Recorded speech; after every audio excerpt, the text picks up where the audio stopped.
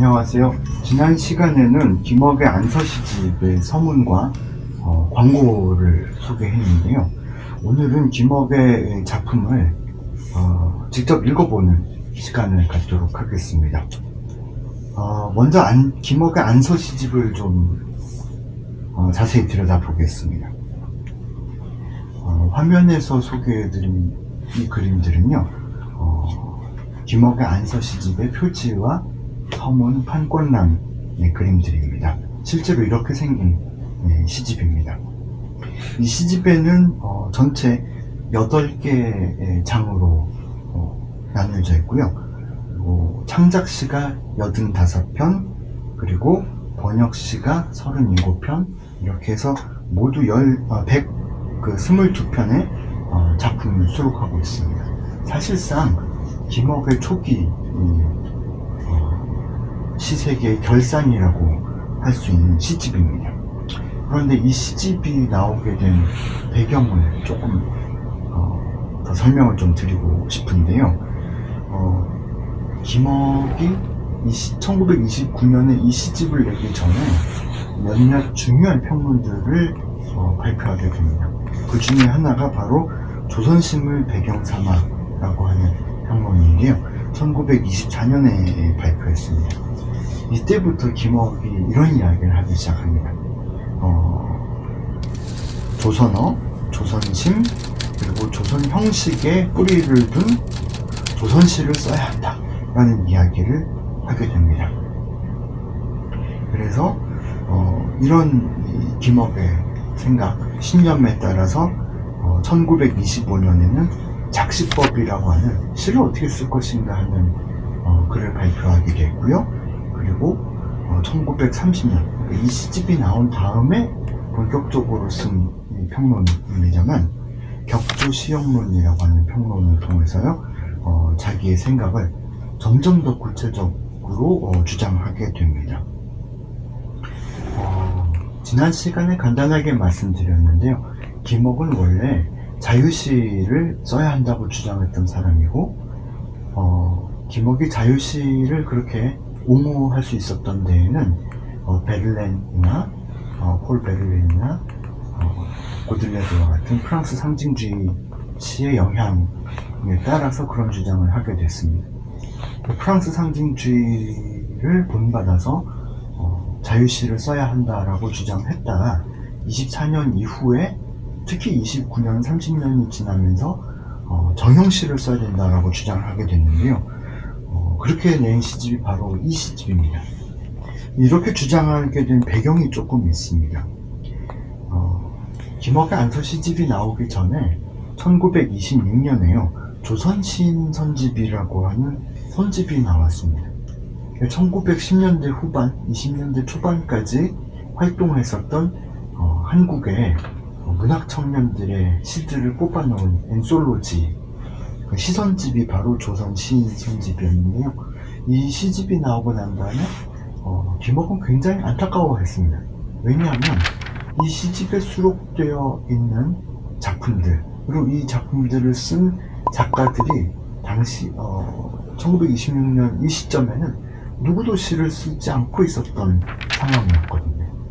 왜 하필이면 시집은 나왔는데 이 시인들은 아무도 없는 것일까에 대해서 김억은 고민했습니다. 이 깊은 고민 끝에 내린 결론이 바로 조선 사람들한테 굉장히 근대적인, 서구적인 자유시는 매우 어려운 글쓰기다, 매우 어려운 글이다. 그래서 독자들이 좀 더 가깝게 다가가고 이해할 수 있는 시를 써야 한다라고 생각을 하게 됐습니다.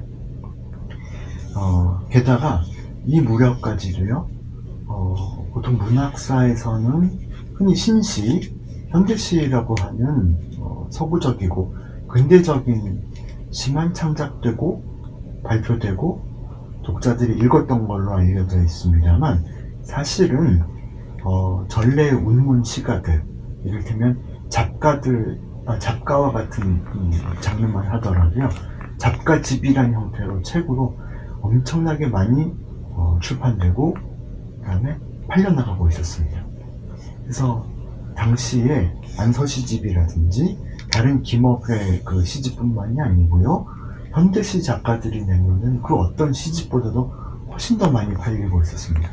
그러니까 독자들은 현대시보다도 자유시, 현대시보다도 전래시가에 훨씬 더 흥미를 느끼고 있었던 건데요. 이런 고민 끝에 김억이 오랜 고민 끝에 창작했던 시들을 모아서 발표한 것이 바로 안서시집입니다. 자, 드디어 김억의 시 한 편을 읽어보겠습니다. 늙은이의 말이라고 하는 시인데요. 제가 한번 읽어보겠습니다. 늙어서 꼬부라진 이의 말씀이 사람은 한평생 한 번뿐이라고. 그러나 늙은이여 말씀을 마오. 애도는 그림자와 그림자들이 하고 많은 내거리에서 만나 서로 동행 뜻밖에 어울리나니. 보라, 오늘도 세월의 물결 위에 사랑은 방향 없이 돌지 않는가. 예,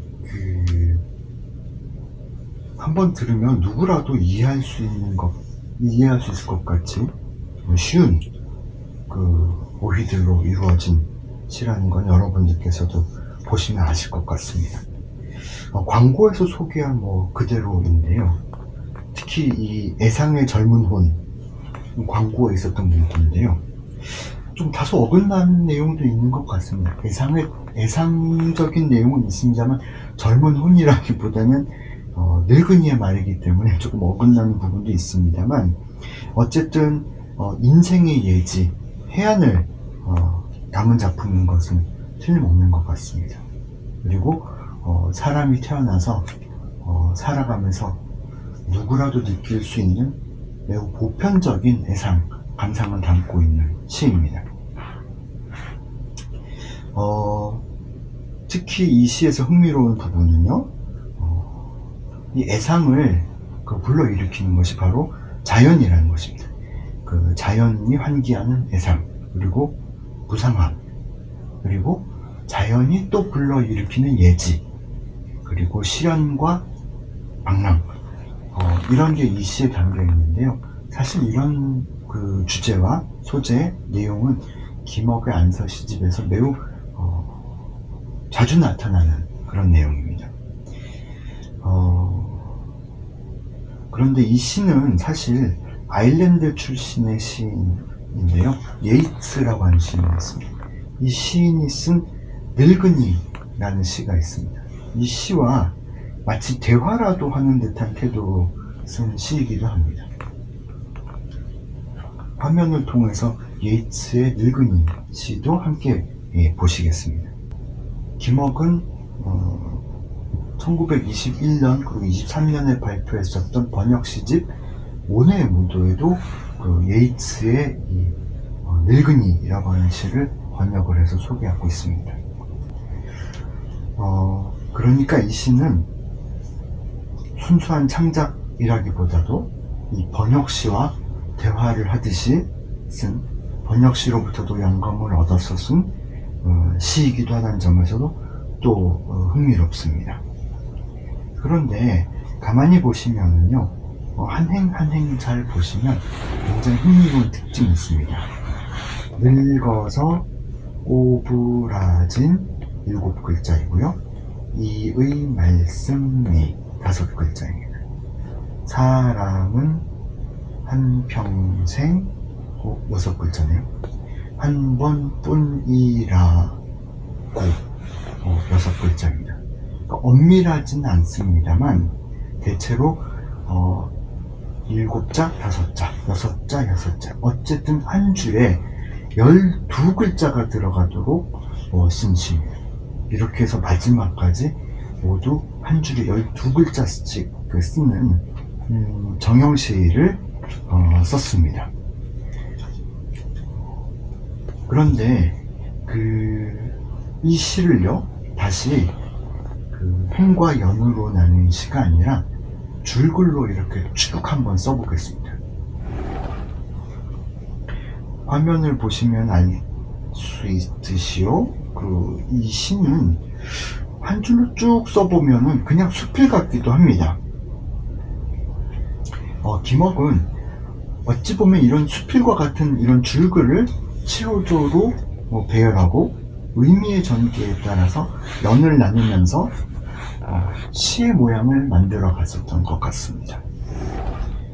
왜 하필이면 한 줄에 시 한 줄에 12글자였을까? 김억은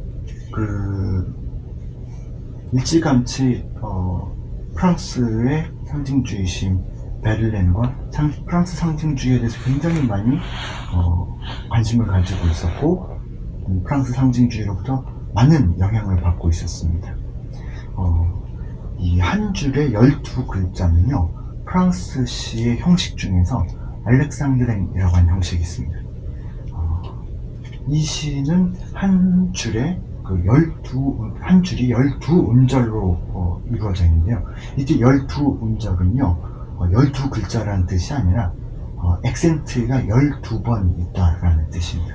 그런데 한국어는 액센트가 없기 때문에, 강세가 없기 때문에 이 프랑스 시의 알렉상드랭을 어떻게 번역을 옮기면 좋을까 고민하던 일본의 시인들과 그리고 김억은 한 줄에 12글자씩 쓰는 실험들을 하게 됩니다.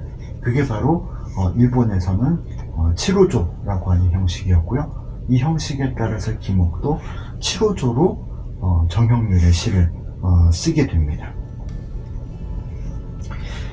여기까지 김억의 늙은이의 말을 함께 읽어봤는데요. 다음 시간에는 김억의 산고개라고 하는 시를 함께 읽어보겠습니다.